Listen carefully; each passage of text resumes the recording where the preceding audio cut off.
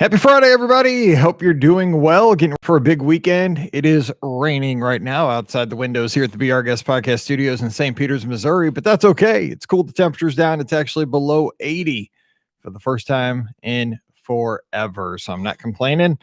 And I thought I'd hop on here real quick on the Friday lunch hour to answer some more Ask Mike Anything questions. Remember, if you have any questions, the way we're going to do this moving forward, put your questions or comments or anything you have below this video, and I'll use that to trigger the next video so we can have some conversations on here.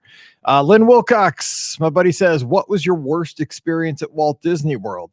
Mine was I lost my wallet in the queue of Star Tours. The cast members tried their best to locate it, but were unable to. This was followed by one of the best experiences with a cast member. We had a dinner reservation at 50's Primetime shortly after Star Tours.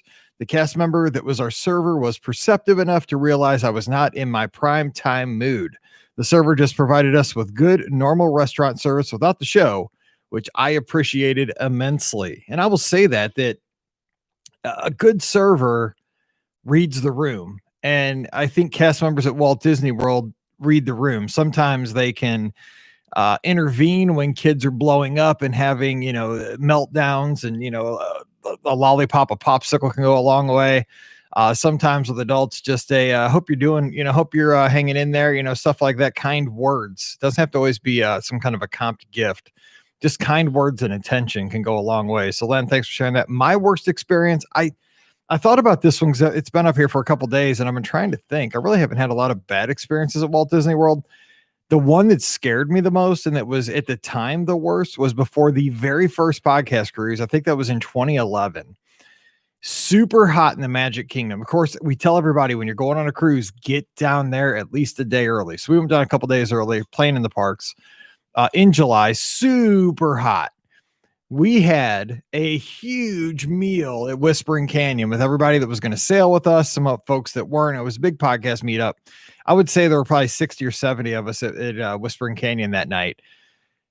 Super hot. You got to remember that. Okay. And there's a picture of it somewhere. I got to find the picture of all of us at Whispering Canyon. Anyway, of course, after Whispering Canyon night, way too much. And I drank way too much soda. I mean, if you go to Whispering Canyon, they give you like the 2-liter bottle, mason jar of soda. So I overindulged at Whispering Canyon, but we had to go back to the Magic Kingdom and ride some rides. Again, blazing hot. And it was one of those nights where even though it was dark, it was so humid that it just never cooled off. It wasn't Mallory. Paige wanted to ride the Tomorrowland Speedway. Okay, so the cars. Waited in line for like 30 minutes or more. It was so hot and so humid. Have I mentioned that yet? And then I'm standing in line, just breathing all the fumes from the cars. We get on them finally. It was too much. Like I started feeling super sick as Paige took that car off the guide rail down the middle. Ended up being super sick in the bathrooms of Tomorrowland. And I was trying to text Pam that I was ill, but I was so sick I couldn't even get the text out. And I think I typed 911 or something and sent it to Pam. So she thought I was trying to call 911. She started freaking out. She had somebody come in and get me. Finally, anyway, the Magic Kingdom cast members checked on me. They gave me a wheelchair. And so we had parked at the Wilderness Lodge with our car because back then I only drove. So Pam had to push me from Tomorrowland in a wheelchair. And I'm way bigger back then too. She pushed me out of the Magic Kingdom, onto the boat, outside the Magic Kingdom, over to the Wilderness Lodge, and then through the entire Wilderness Lodge out to the parking lot to get into the car. It was a night. And this was the night before the podcast cruise. I was freaking out. I was going to live my dream the next day, and I was scared that I was going to be too sick to get on the boat with all these folks we were going to sail with. It was going to be a mess. Also, I saw Lou Mangello at the Wilderness Lodge. He's like, he goes, Mike? I was like, hey, what's up, Len? Let's don't talk about that. Or Lou, let's don't talk about this. But anyway, yeah, it was a mess, but it was all fine. And, I got on the ship and everything was good. So yeah, that was my worst night at Walt Disney World. I was freaking out. I was going to miss the very first podcast cruise. I don't want to have to do that again. Anthony Wade says, what's your thoughts on the nighttime Run Disney races? I'm not sure why they aren't a thing anymore. Do you think they'll ever bring them back? Disney's face mask policy has me wondering how runners will run through the parks with day guests watching. Could they possibly move marathon weekend to all night races so runners aren't running through the parks with guests? I think that's wishful thinking. Thanks for everything, Anthony. I love the nighttime races. I ran all the wine and dines that were at night, Tower of Terror.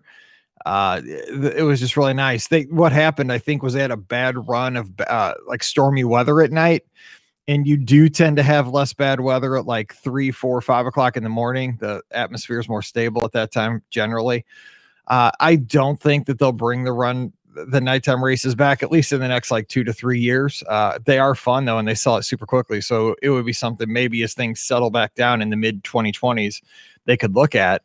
That is interesting though about, running through, like, for example, marathon ends at Epcot and you're going through the studios while the park's open. Most people are going right through the middle of those parks. It'll be interesting to see what the rules are with the Run Disney races once they move forward. I don't know if Marathon Weekend's going to happen this year. I don't know about Princess, but what are they going to do? Like, as the races pick up maybe at the end of 2021, I don't know. Cause I don't think people are going to be able to run. You can't have a mask policy for runners. I just don't think that'll work.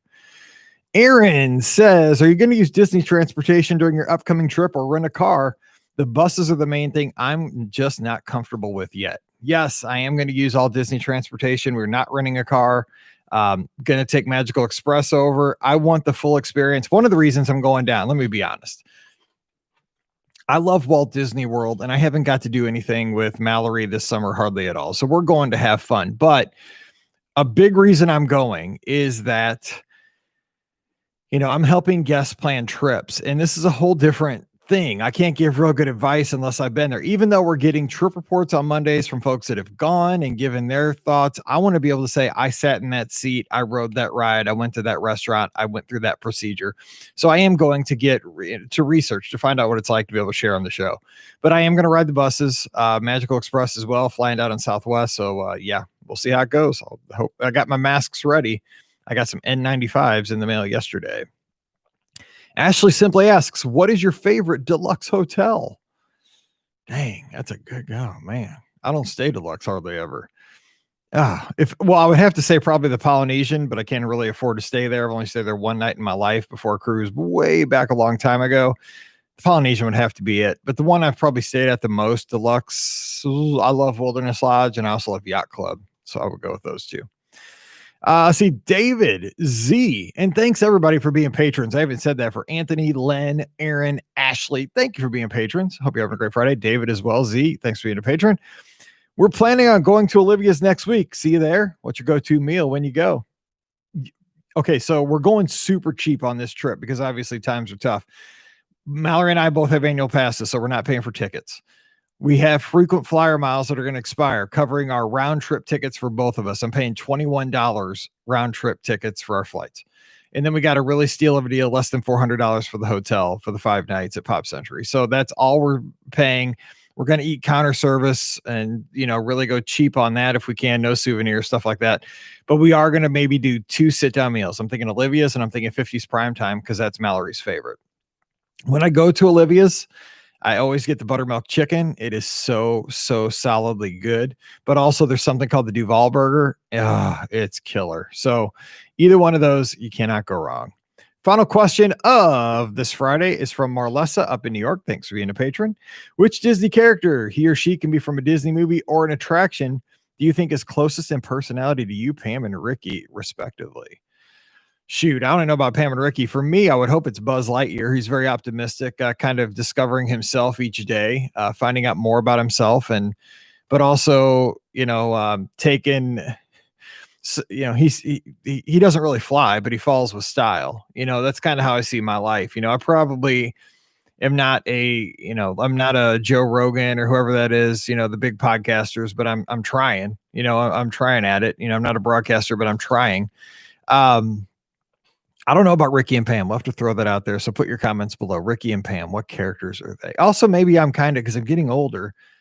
Am I John in the Carousel of Progress? Am I always trying to tell the story and try to get everybody bought into the technology and the fun of the day? I don't know. Maybe. I hope I'm not. Maybe I'm getting there. I'm not. I'm less that kid playing the video game in the last scene, more the dad, I guess. That's how it's going to go. All right. Well, that's it for today. Hope you guys are having a great Friday. Enjoy your lunch. Have a great Friday night and an awesome weekend. Ask more questions below because I love doing this stuff. Thanks for being a patron. Sure appreciate it. You guys stay safe, stay healthy. We'll talk soon.